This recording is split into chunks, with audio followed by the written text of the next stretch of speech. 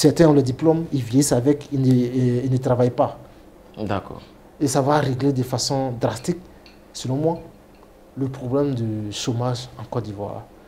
Voilà pourquoi je dis que, puisque l'école forme et n'arrive pas à casser tout le monde, voilà pourquoi je dis que l'école est la première cause du chômage en Côte d'Ivoire. Le système éducatif en lui-même renferme la première cause du chômage en Côte d'Ivoire. Là, tout est clair. Puisque, à part lire et écrire, l'élève ou... La personne n'a rien comme, c'est-à-dire savoir-faire. Savoir-faire.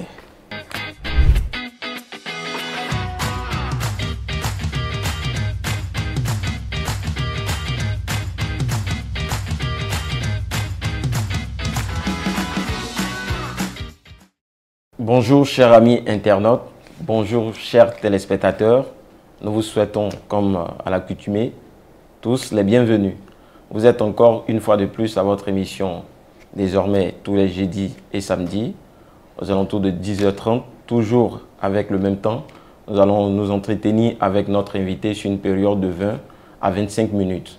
Et donc notre invité du jour, je vais le laisser lui-même se présenter, mais je tiens à vous rappeler toujours et laisser tout simplement le suspense, c'est votre chaîne préférée, Aminata 24. Et l'émission, c'est le Café 24, bien sûr.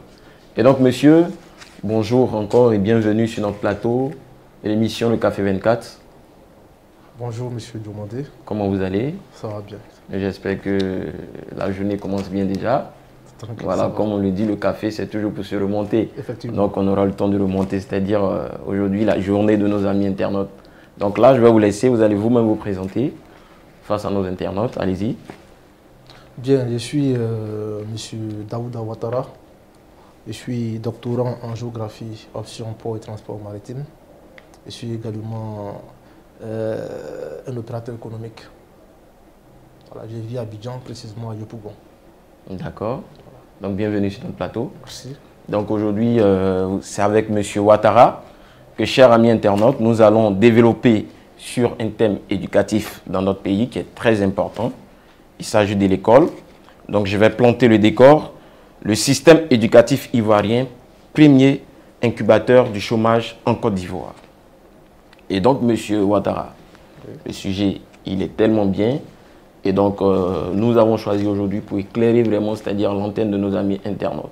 Déjà, on va partir sur un mot qui est vraiment très important et très clé dans notre sujet. Incubateur. Le mot incubateur, déjà, pour éclairer, c'est-à-dire nos amis internautes. Bien. Il faut dire que, de façon générale, l'incubateur est défini comme une structure, n'est-ce pas, qui sert à former, qui sert à conseiller, qui sert à produire ou reproduire. D'accord. De façon générale. Dans notre cas présent, on va dire que c'est une structure qui sert à créer des entreprises. Une structure qui sert à former des individus, puisque nous parlons en termes éducatifs. Donc c'est une structure qui sert à former des individus, un incubateur. C'est-à-dire c'est le système ou bien c'est la structure qui sert à former les élèves, n'est-ce pas? Oui, on vous suit. C'est la structure qui sert à former les élèves, dans notre cas présent. Et aujourd'hui, cette structure, comment vous la trouvez dans notre nation en Côte d'Ivoire? En ce qui concerne, c'est-à-dire l'information. Cette structure-là, elle est en panne. Le mot n'est pas fort?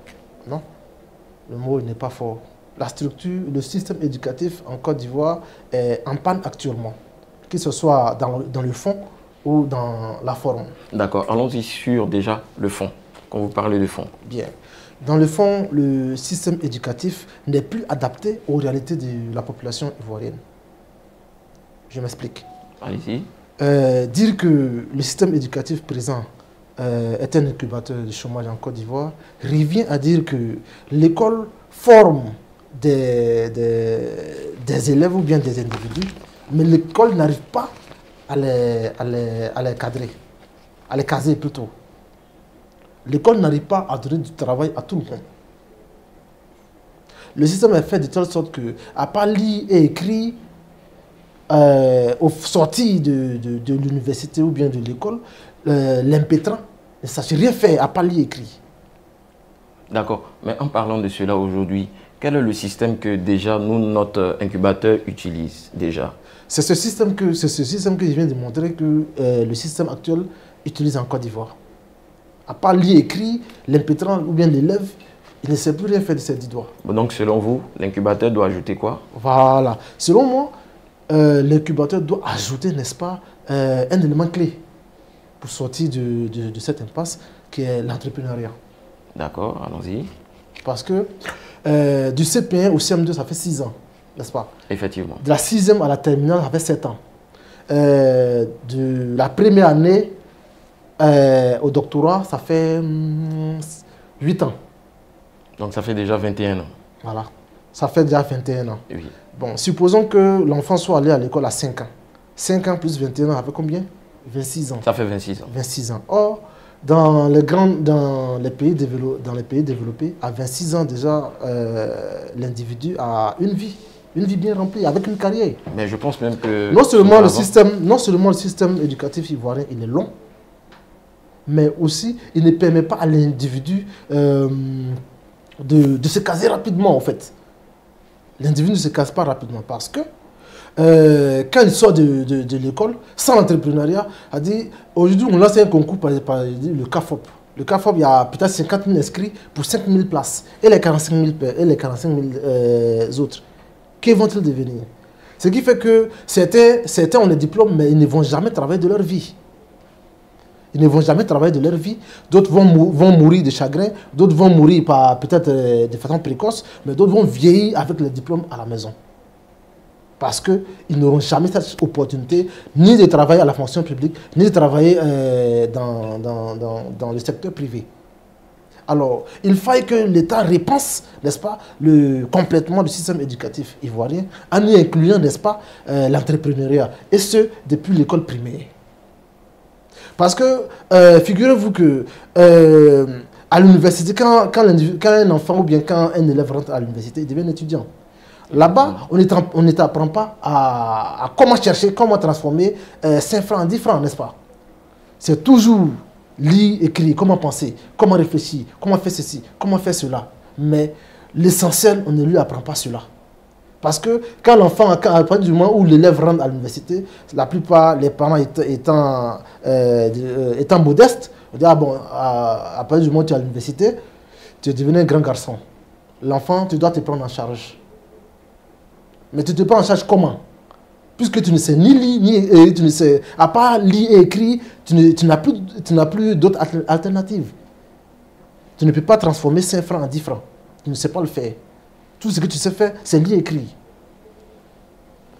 Tout ce que tu sais faire, c'est lire et écrire. Donc, à partir de cette base-là, nous réfléchissons pour dire que si on inclut l'entrepreneuriat dans le système éducatif ivoirien, à partir du primaire par exemple, l'enfant va avoir des réflexes, n'est-ce pas? L'enfant va avoir des réflexes. Non, l'élève va avoir des réflexes. Non, pas trop jeune. L'élève va avoir des réflexes.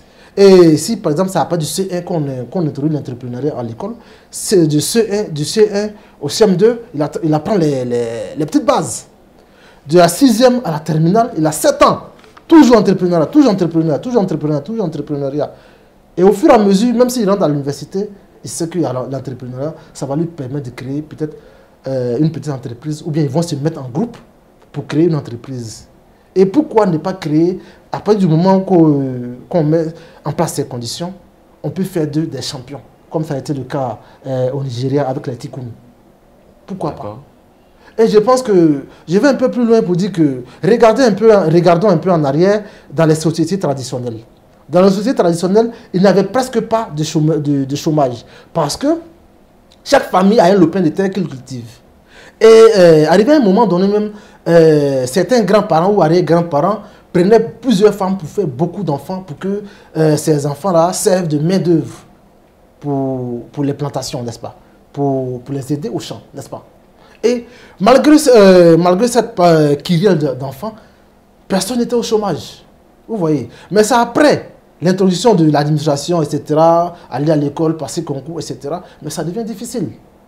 Pourquoi ne pas donner cette opportunité aux Ivoiriens, n'est-ce pas, de s'auto-employer, avec l'éducation, bien sûr. D'accord. Là, je ne vous coupe pas la parole. D'accord. Mais quand vous parlez, c'est-à-dire d'avant. Oui. Avant, je pense que peut-être on pouvait tourner autour de moins de 10 millions d'habitants et tout. Est-ce que cela aujourd'hui, c'est-à-dire la croissance rapide de notre population, ne permet pas aussi le chômage? Bien, en termes de croissance, la Côte d'Ivoire fait à peine 30 millions d'habitants. Vous voyez où Par nous rapport à avant quand même. Non, la Côte d'Ivoire fait à peine 30 millions d'habitants. Par contre, il y a des pays qui font plusieurs centaines de millions d'habitants. Et ces pays arrivent à s'en sortir. Quand vous prenez les sociétés ou bien les pays les plus développés, tout est parti de l'éducation. Et donc, est-ce que vous pouvez nous donner aujourd'hui quelques exemples de pays? D'accord. Au lendemain de la Seconde Guerre mondiale, l'économie du Japon était à plat. Celle de l'Allemagne était à plat. Mais ces pays ont su se relever en quoi faisant? En misant ou bien en pariant sur l'éducation. D'accord, je suis d'accord avec vous. Ils ont parié. Pour dire que l'éducation est le soubassement, n'est-ce pas, de tout développement durable. On donnait aussi un exemple aussi d'un pays en Afrique, parce que là, nous sommes sortis de l'Afrique, la Côte d'Ivoire est en Afrique, on va partir en Afrique, on parle du Rwanda. D'accord. On donne un peu l'exemple, on prend un peu l'exemple sur le Rwanda, l'Afrique du Sud, et même je parlais du cas du Nigeria, où ils ont fabriqué de toutes pièces les Tikkun. Les Tikkun qui sont les champions, ils ont pris les secteurs clés de l'économie du Nigeria et ils ont fait confiance à des Nigérians et aujourd'hui ils font la fierté. Quand on cite les 10 premiers milliardaires en Afrique, il y a au moins 5 à 6 Nigérians là-dedans. Bien sûr. Mais ce n'est pas un effet du hasard. Ils ont été formés en amont. Ensuite, ils ont placé la confiance en eux parce que ce sont des nationaux. On leur a donné des secteurs clés du pays. Et aujourd'hui, ils sont en train de s'exporter partout en Afrique et dans le monde. D'accord. Là, je suis d'accord avec vous. On revient maintenant, c'est-à-dire à Abidjan. Quand vous étiez en train de donner vos explications, oui. Est-ce que cette faute ne vient pas des parents? Parce qu'en Côte d'Ivoire, on a l'école générale, on a l'école technique et professionnelle. Est-ce que ce n'est pas nous, parents, qui orientons plus nos enfants dans l'école générale qui élève ce taux de chômage? Parce que je me dis, quoi, si aujourd'hui on prime, c'est-à-dire l'école technique ou professionnelle, déjà là-bas, il y a tout ce qui est entreprendre là-bas. Tu peux être menuisier, tu peux être, c'est-à-dire informaticien dans la technique et tout. Donc je vous laisse parler. D'accord. Ce n'est nullement la faute aux parents. Ce n'est pas la faute aux parents. Je vous explique. Quand on dit l'éducation, le thème il est un peu global. Oui. Il faut faire un distinguo entre, dans le mot éducation. Il faut faire le distinguo entre l'éducation elle-même et la formation. La part des parents, c'est l'éducation. L'éducation, c'est qu'on apprend à l'enfant à la maison. On ne vole pas, on ne triche pas, on ne fait pas ceci, on ne fait pas cela. La société dans laquelle l'enfant vit, on ne fait pas ceci, on ne fait pas cela. Il faut être comme ci, il faut être comme ça. Ça, c'est l'éducation. Ça, c'est la part des parents. Oui, je suis maintenant, avec vous. Si on revient au deuxième thème, c'est la formation. La formation, ça incombe totalement à l'État de Côte d'Ivoire. Et ce dont je parle, ce n'est pas parce qu'il n'y a pas d'école professionnelle en Côte d'Ivoire, non. Bien sûr. Mais l'entrepreneuriat dont je parle, c'est que ça va donner un souffle nouveau au système éducatif ivoirien. Ça va donner un souffle nouveau, comment on appelle ça, au secteur de l'emploi en Côte d'Ivoire. Par exemple, moi, Daouda Ouattara, je suis fils et arrière-petit-fils de paysan. Chez moi, à Tabagne, il y a un lopin de terre qui m'attend. Quand je vais à l'école, si on m'apprend dès l'école primaire comment on cultive les champs ou bien un jardin, peut-être que ça peut me motiver à devenir un ingénieur agronome. Et quand je deviens un ingénieur agronome, ce n'est pas pour qu'une entreprise quelconque m'embauche. C'est pour retourner à la terre source, à la terre mère, à la terre de mes ancêtres. Pour développer cette parcelle-là, pour que l'anacat de mes parents soit transformé sur place. Et quand c'est transformé sur place, il y a une plus-value. Donc, je ne vous coupe pas la parole, M. Ouattara. Chers amis internautes, on va partir à la pause publicitaire.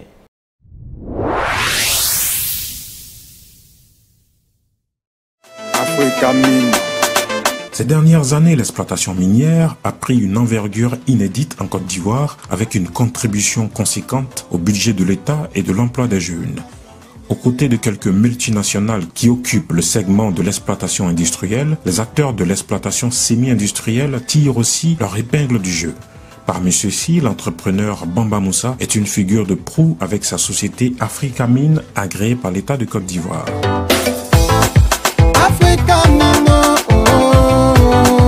Exploitation minière. L'or, notre métier, notre passion. Chers amis internautes, là pour ceux qui nous prennent en marche, nous sommes avec M. Ouattara, notre invité du jour.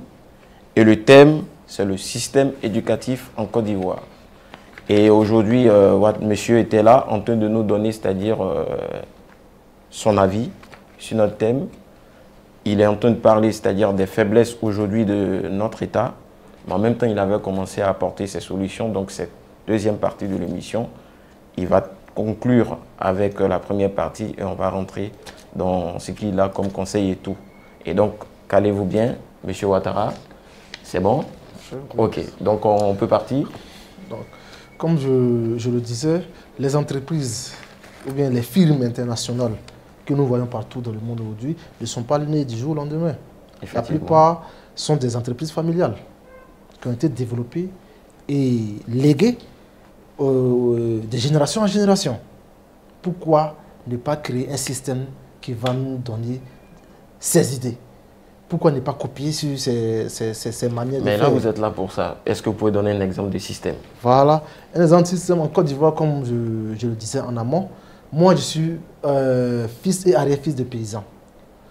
En me parlant de l'entrepreneuriat depuis le primaire jusqu'au collège, après le collège, le lycée, après le lycée, l'université, ça peut, par exemple, me pousser peut-être à être un ingénieur agronome. Ingénieur agronome, je ne vais pas me faire employer par une entreprise quelconque. Je peux retourner à la terre mère, à la terre source, pour développer, n'est-ce pas, l'anacad familiale. Pour que l'anacad familiale soit développée de façon locale et ajouter du plus-value à ce produit-là. Par exemple, dans le domaine des vins, Château du Bois dormant, Château du Bois chantant, etc., etc., etc. Vous voyez, oui. Souvent, ce sont des entreprises familiales. De génération en génération, ça se développe. À partir du moment où j'arrive à faire développer l'anacad de façon locale, dans la famille, peut-être je peux pousser un neveu ou bien un enfant à devenir comptable pour venir gérer la comptabilité de l'entreprise. J'ai fait former peut-être un commercial pour devenir le commercial de l'entreprise. Et au fur et à mesure, nous allons avancer. Vous allez voir que le fils du menuisier, il peut revenir, il peut devenir ingénieur, peut-être commercial, pour vendre les articles de son papa.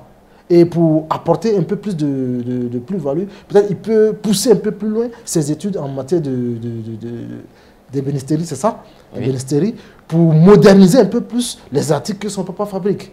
Le plombier, pareil. L'acheteur de produits agricoles, pareil. L'informaticien, pareil, etc., etc. Vous allez voir que chaque famille va émerger, ou bien de chaque famille va émerger peut-être des PME, ou bien à défaut de cela, après avoir formé les étudiants, par exemple, dans le domaine peut-être de la médecine, je dis de n'importe quoi, aussi. L'État peut prendre l'initiative de regrouper ces jeunes-là, peut-être par groupe de 5 ou bien par groupe de 10, et les installer, créer une entreprise, une clinique pour eux, avec bien sûr, comment on appelle ça, un financement, et puis en étant regardant sur la gestion de cette clinique-là. De telle sorte que ces derniers ne vont pas se tourner vers la fonction publique et puis après ça va créer des problèmes. D'accord. Alors, ce que je voulais dire, c'est qu'aujourd'hui, l'école forme pour former, mais l'école ne forme pas de telle sorte qu'au sortir de là, tu puisses t'auto-employer. Maintenant, quand je vous écoute, aujourd'hui, quand vous regardez, c'est-à-dire nos amis internautes, oui. Si on place l'école professionnelle et l'école générale, quel conseil vous donnez? Comme choix, bien sûr. Comme choix, moi, il n'y a pas de choix à faire en tant que tel parce que l'école professionnelle forme, on va dire, quand on parle de l'école professionnelle, la plupart s'arrêtent au BT. Après le BT, non, j'en viens. Le BT. Après le BT, peut-être le BTS, et puis la plupart ils s'arrêtent là. Rares sont ceux, le pourcentage qui arrive au niveau ingénieur n'avoisine pas peut-être les 5%. C'est un peu compliqué. Alors que dans une entreprise, il va falloir des cadres. Des cadres, des hauts cadres, des cadres moyens, etc. Et puis ceux qui viennent, les ouvriers viennent. D'accord, mais dans votre vie, ils s'arrêtent au niveau, c'est-à-dire du BTS. Rares sont ceux qui partent jusqu'au niveau d'ingénieur. Oui, oui. Maintenant, vous étant là aujourd'hui pour Oui. guérir cette plaie, Oui. quel conseil vous pouvez donner, c'est-à-dire à l'école professionnelle, pour être aussi sur un bon échéancier, pour pouvoir aider la Côte d'Ivoire dont nous parlons aujourd'hui sur le plan éducatif? Bien, merci. Il faut dire qu'au niveau des formations professionnelles, il va falloir être plus rigoureux. Que ce soit dans la sélection, que ce soit dans la formation, que ce soit sur le niveau de l'employabilité. Parce que figurez-vous que ce sont les parias du système général qui vont au niveau professionnel. Je ne sais pas si vous me comprenez. Ah oui, on vous suit. Quand l'individu n'arrive pas à se défendre au niveau général, c'est là qu'on le balance au niveau de la formation professionnelle. Je ne sais pas si vous vous suivez. Oui. La plupart du temps, c'est comme ça. Quand arrivé en troisième, on ne sait pas s'il doit être en retard dans les filières scientifiques ou littéraires. C'est là qu'on le balance, ou bien lui-même, de façon unilatérale, ou bien avec la décision des parents, il décide d'aller à l'école professionnelle. Alors que ça ne doit pas se faire comme ça.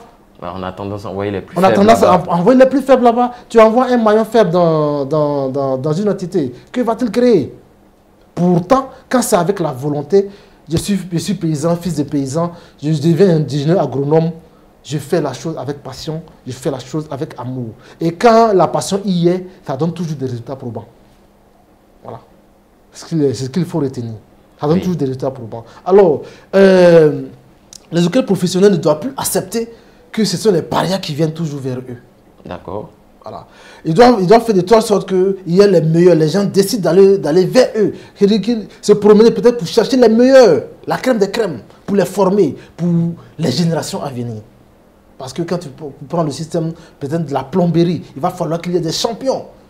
Il va falloir qu'il y ait des champions en Côte d'Ivoire. Quand tu prends le domaine des bâtiments, et vous voyez les bâtiments qui tombent à longueur de journée, il va falloir que les ingénieurs en bâtiment soient formés. Ce n'est pas les NSBTP qui doivent former seulement, ce n'est pas l'INPHB qui doit former seulement. Ces écoles-là doivent former aussi des champions, des références au niveau national et au niveau international. C'est de ça qu'il s'agit. Quand je vous écoute, c'est comme si vous étiez en train de dire que, bon, vous l'avez dit, mais je veux plus appuyer, il faut vite commencer, c'est-à-dire les formations depuis la source. La source, comme se fait en Europe, c'est ça? C'est comme se fait en Europe.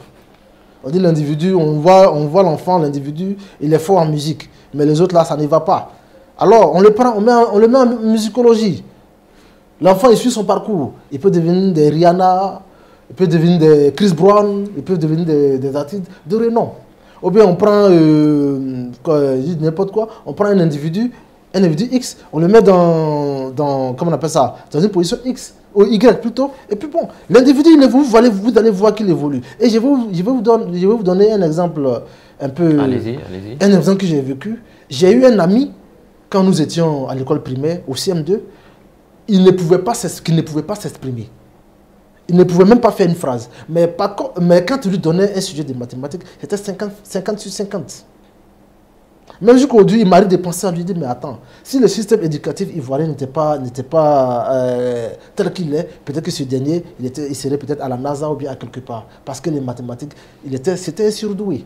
Mais j'aurais appris que pour être fort en mathématiques, quand même, il faut avoir une bonne compréhension en lecture et tout, et d'analyse. Comment ça arrivait qu'une personne qui ne sait pas vraiment lire arrivait à être fort en maths comme ça? En toute chose, il y a des exceptions. Rien n'est vérifié à 100%. Tout est relatif. Voilà.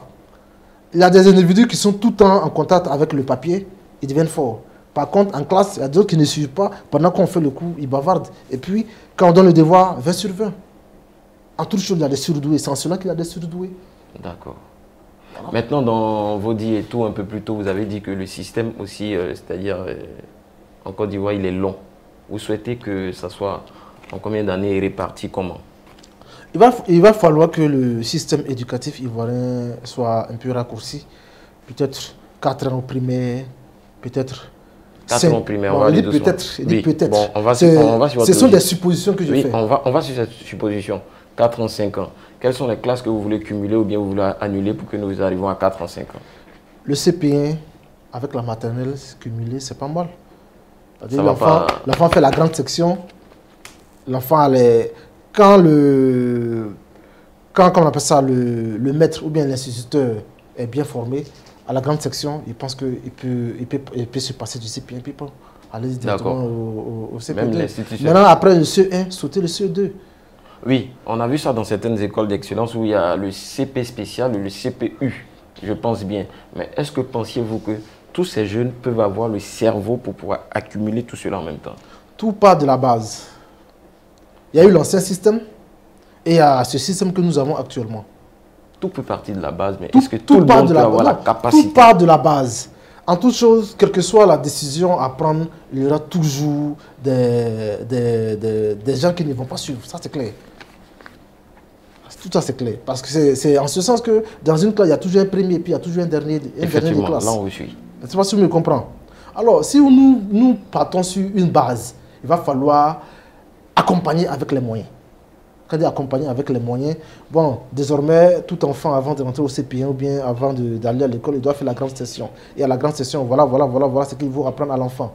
Il faut être regardant, il faut être rigoureux, dès la base. Quand le soubassement est bien coulé, bien fondé, alors on peut construire pour avancer. D'accord. Et on part, ça c'était au niveau du primaire. Maintenant, et quand on part au niveau du collège? Au niveau du collège, c'est 7 ans. C'est 7 ans. Oui. Les classes de 6e et 5e se ressemblent beaucoup. On peut essayer peut-être de faire sauter la classe de 5e par exemple. Mais si on vous écoute, c'est-à-dire qu'arrivé à un certain moment, il faut des sous-doués vraiment qui partent à l'école s'il faut cumuler, c'est-à-dire ces années comme ça. Tout dépend de la base. Parce que quand vous prenez nos grands frères, la formation, et ils ont été formés à la dure. Oui, ils ont été formés à la dure. Et quand tu vois le background, qu'ils ont, et puis ce que nous avons aujourd'hui, c'est comme le jour et la nuit. C'est comme le jour et la nuit. Alors, il va falloir que on réactionne, on réfléchit sur le système éducatif ivoirien et mettre en place un système éducatif qui va nous permettre d'avoir la crème des crèmes. Mais est-ce que pour vous, l'éducation aujourd'hui, c'est-à-dire ne réagit pas en fonction, comme vous avez dit, ceux d'avant c'était à la dure, ceux de maintenant c'est doux, la preuve on ne chicote même plus à l'école. Vous ne pensez pas que tout ça aussi, c'est un facteur aussi de tout ce qui nous arrive? Effectivement, voilà pourquoi je suis en train de dire qu'il faut réformer, n'est-ce pas, le système éducatif en Côte d'Ivoire. Parce que si ce n'est pas fait, bon, nous courons directement vers... D'accord, donc vous allez... avant de vous laisser poser votre question, pour comprendre ce que je suis en train de dire, allez-y un peu sur les réseaux sociaux. Vous allez voir les différents commentaires. Les erreurs d'orthographe, les erreurs de grammaire, les erreurs de conjugaison. Souvent, non, mais c'est Mais est-ce que ça donne des migraines. Est-ce que ces erreurs-là, c'est pas aujourd'hui la venue du téléphone avec les SMS que nous apportons et tout? Est-ce que c'est pas cela qui fait ça, les abréviations? Au lieu de dire je vais, le gars il t'écrit je vais. Le V, il met R à la fin. Ça, ce n'est pas le téléphone. Une fois, ça peut passer, c'est une erreur, un lapsus. Mais de façon continuelle, c'est un problème. À telle enseigne que les Camerounais, les Burkinabés, les pays qui nous snobent là, ne manquent pas de parler de cela.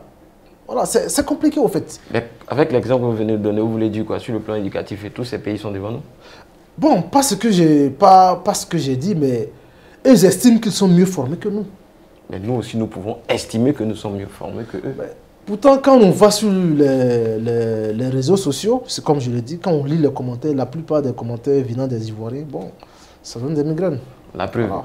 Vous avez vu tout dernièrement, c'est-à-dire la dictée au Canada, c'est un Ivoirien qui a gagné. Voilà, et ma joie est tellement grande que vous ne pouvez pas le comprendre. Donc, d'une part aussi, c'est vrai qu'il y a un souci, mais aussi on a des qualités, donc il ne faudrait pas qu'aussi ces pays autour se moquent. Dans l'obscurité, il y a souvent quelques faisceaux de lumière. Voilà. C'est comme ça qu'il faut.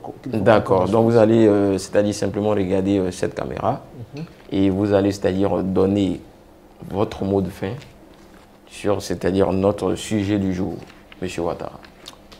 Bien, merci. Avant de clore voilà, mon propos, je tenais à dire merci à Aminata 24 pour l'opportunité. Merci aussi de nous exprimer. Voilà, merci à vous, M. Diomandé, voilà, pour ce petit temps d'antenne. Merci. Voilà, je dis que l'avenir est prometteur en Côte d'Ivoire. que ce soit au niveau des médias, que ce soit au niveau... Bon, à tous les, Dans tous les domaines. Dans tous les domaines, voilà. L'avenir est prometteur en Côte d'Ivoire. Voilà. Et vous avez nos encouragements. Merci. Sur ce, nous allons rebondir sur notre sujet pour dire que le système éducatif doit être réformé, en y incluant, n'est-ce pas, l'entrepreneuriat. Et ce, depuis la base. Même les enseignants aussi, n'est-ce pas? Même les enseignants. D'accord. Même Là, les vous allez enseignants. citer, c'est-à-dire, pendant que vous dites, vous citez en même temps. Là, comme ça, nos amis internautes sont là, ils vont prendre des notes et puis l'information passera. D'accord. L'école doit être réformée en y incluant l'entrepreneuriat. L'entrepreneuriat et puis l'informatique et puis, si possible, l'anglais. Voilà.